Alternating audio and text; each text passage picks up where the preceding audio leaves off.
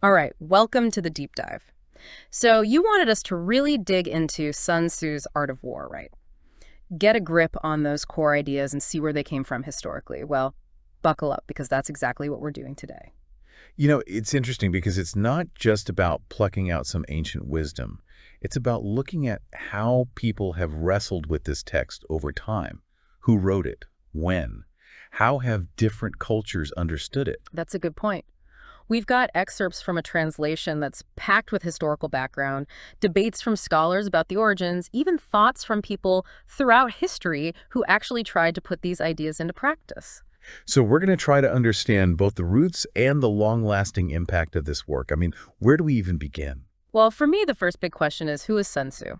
You know, the typical story, the one you hear all the time, is this brilliant military strategist working for King Ho Lu of Wu way back in the 6th century BC. Yeah. And we see that in Sima Qian's Shiqi, one of our earliest historical records.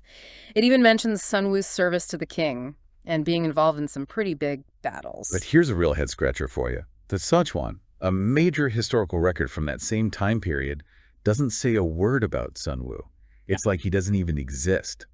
Yeah, Shuishan has a really strong argument that if Sun Tzu was as famous as the Shiqi says he was, he absolutely should have been a big deal in the Tsotuan too. Makes sense. I mean, probably even more prominent than some of those less important people that are mentioned. So it really makes you wonder, doesn't it? So if that traditional story is a bit iffy, what other possibilities are we left with? Well, the Honshu, in its bibliography, lists 82 pian attributed to Sun Tzu, and it even says there were diagrams. And a pian is basically like a chapter. That's a lot more than the 13 chapters we have today. So Yeah. this could mean a couple of things, right? It could be that what we know as the art of war is just a selection, just a sliver of a much larger work. Or maybe it evolved, over time with other thinkers adding to it, all under the name Sun Tzu, because they were also interested in strategy. So maybe not written all at once, not by just one person. Right. Jen Jinsone even suggests that it was probably a collected edition, all sorts of strategic thinking put together, all attributed to this Sun Tzu figure. Okay, that makes sense. But even if we're not sure about the person, could the art of war itself still be from way back then? That's a key point. Jen Sen believed that it was really old work. The text itself seems to be talking about a very specific time, the rivalry between the Wu and Yu estates. This would have been after 506 BC, when things really heated up.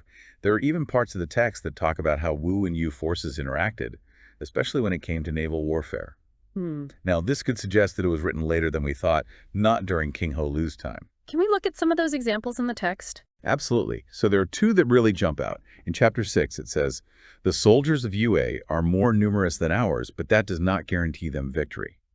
This suggests that they were constantly sizing each other up, comparing their strengths and weaknesses. And then, in chapter 11, there's this line, "The men of Wu and the men of Yu are enemies. But if they were crossing a river in the same boat and a storm came up, they would help each other, just as the left hand helps the right." Huh, interesting. So there was this underlying rivalry, but also a sense of shared experience. Yeah. The Wu-Yu conflict had to be pretty significant, for these observations to make sense to the people reading it back then. But I guess the question is, couldn't someone have just made those details up? Couldn't someone have just faked the whole thing after Wu was defeated in 473 BC? Yeah, that's a good point. And it's an important one.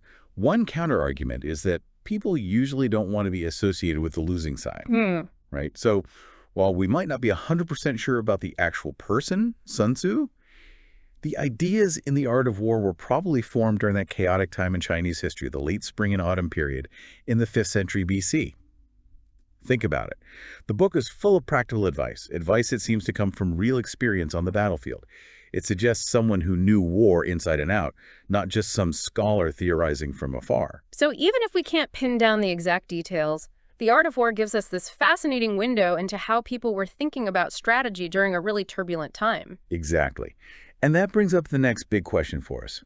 What are the core principles, the enduring ideas that have made this book so influential for so long? Okay, let's get to the heart of it. What are those key takeaways that have made the art of war so influential across different fields and for so many centuries? The first one that jumps out is laying plans, right? Right. What's really interesting about laying plans is the emphasis on careful calculation, thinking things through before you make a move. Sun Tzu was a big believer in deception as the foundation of warfare. Absolutely. And the art of war is full of examples of that. You've got Seem unable when you are able. Appear inactive when you are employing your forces. Wellington, for example, was a master of this. He constantly kept his enemies guessing about his true strength and intentions. Deception and misdirection. Classic Sun Tzu. What's next on our list? Next up, we've got waging war. Ah, yes. Here, the big idea is speed. Don't drag things out. Long campaigns will drain your resources and leave you wide open to threats from elsewhere. It's about finding that balance between rushing in foolishly and waiting too long. And it's not just about what happens on the battlefield. Sun Tzu also talks about the economic side of war, how it can drive up prices and really drain a nation's wealth. And there's another really interesting point here. The text actually stresses the importance of treating prisoners well, even being kind to them. It's not just about winning battles. It's about thinking long-term. You want to minimize resistance, maybe even integrate those former enemies into your own society. Now that's strategic thinking. All right, let's move on to attack by stratagem. Here, Sun Tzu says that the best way to win is to defeat your enemy without even having to fight them. He then lays out 5 things you need for victory. First, knowing when to fight and when to hold back. Second, understanding the balance of power, knowing when you're stronger and when you're weaker. Third, making sure everyone is on the same page, that there's unity in your ranks. Fourth, being prepared while your enemy is not. And finally, having a clear chain of command where military decisions aren't bogged down by politics. That part about avoiding political interference is really striking, isn't it? Yeah, Sun Tzu's not messing around there. He's basically saying that micromanaging from afar can be a disaster. Trust the commanders on the ground. And underlying all of this is the idea that you absolutely have to know your enemy just as well as you know yourself. So on to tactical dispositions. This one's all about keeping your own plans secret while figuring out your enemy's weaknesses. Sun Tzu says a truly skilled commander makes victory look easy. It's about focusing your forces, using them precisely. Sound like setting yourself up to win before the fighting even starts. Okay, what about energy? This is where we get into Cheng and Qi. Now, Cheng is the direct approach, the one your enemy expects. But Qi is indirect. It's about taking them by surprise. A great general knows how to use both. And Sun Tzu uses these amazing images to describe it. He says the impact of combined energy is like a grindstone crushing an egg or like rolling logs downhill. So it's all about surprise and using your force in the most efficient way. I'm getting it. Exactly. And timing is everything. You have to be decisive, like a falcon swooping down on its prey. And just as important, you have to keep up a deceptive front, keep the enemy guessing. Think about Sun Pin, who used fake fire signals to trick Pong Chuan into an ambush. That's Qihai at its finest. Great example. Okay, let's talk about weak points and strong. Here, the focus is on attacking your enemy where they're vulnerable and avoiding their strengths. It's like water, right? It always finds the path of least resistance. And this is where bluff comes in. Think about Zhuge Liang's empty city strategy. He basically scared off a bigger army by making them think his city was undefended. Wow. So Sun Tzu's not just about brute force. He's really into psychological warfare, too. Absolutely. And it all comes back to adapting. You can't rely on fixed plans. You have to be flexible, adjust to the situation. By maneuvering skillfully, you can force your enemy to reinforce certain positions, which actually reveals their weaknesses, and then bam, you have the advantage. Smart. Okay, so now maneuvering. What's Sun Tzu have to say about that? This chapter is all about speed and deception and movement. It says the hardest part is making the indirect look direct. Yeah. You want to cover ground quickly, get to where you need to be before the enemy even realizes you're there. And to do that, you need to be good at signaling. Things like gongs, drums, banners, flags. These are crucial for keeping your troops organized and on track. And you can't forget about morale, what Sun Tzu calls spirit. Morale, absolutely. It seems like you need to be able to sense how your troops are feeling, how the situation is changing, and adapt accordingly. Sun Tzu also warns against attacking uphill, chasing enemies who are pretending to retreat, and completely surrounding an enemy without leaving them way out. And then there's this bold statement. Sometimes the general has to ignore orders from the ruler if those orders would hurt the mission. Wow. He's basically saying that military leaders need to be able to make tough calls, even if it means disobeying orders. Okay, next up, variation in tactics. Here, Sun Tzu says that the best commanders are the ones who can use a variety of tactics. It's all about being flexible, adapting to the situation. The chapter also warns against some common pitfalls for generals. Recklessness, being too cowardly, having a quick temper, being obsessed with personal honor, and caring too much for their soldiers. And understanding the terrain is key. It's kind of like what Tai Kung said about positioning your forces with a stream or marsh to your left and a hill to your right. Use the natural landscape to your advantage. All right, on to the army on the march. Here, Sun Tzu gives you a guide to navigating different types of terrain.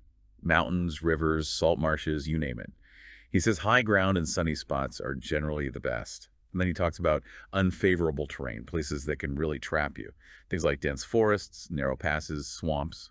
He says to avoid these if you can, or better yet, try to lure your enemy into them. And then he talks about paying attention to the little things, the signs that an ambush might be coming, things like the way the dust is rising, or even the behavior of birds and animals. It's like being a detective, noticing all the small details to figure out what your enemy is up to. And he stresses the importance of the general's confidence, their ability to inspire their troops. And obedience, making sure those orders are followed without question. Okay, next we have terrain. This chapter breaks down 6 different types of terrain. You've got accessible terrain, entangling terrain, temporizing terrain, narrow passes, precipitous heights, and distant positions.